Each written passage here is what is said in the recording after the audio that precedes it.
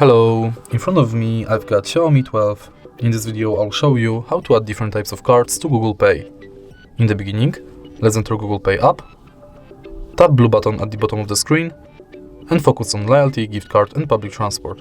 Let's enter loyalty firstly and select loyalty card you would like to add, for example Payback Poland.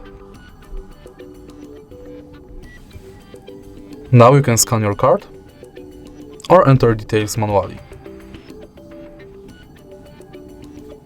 Let's go back.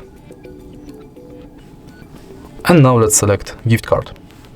It's similar to loyalty card because you have to select a shop, enter card number, PIN, balance, your notes and tap save. Last card you can add is public transport.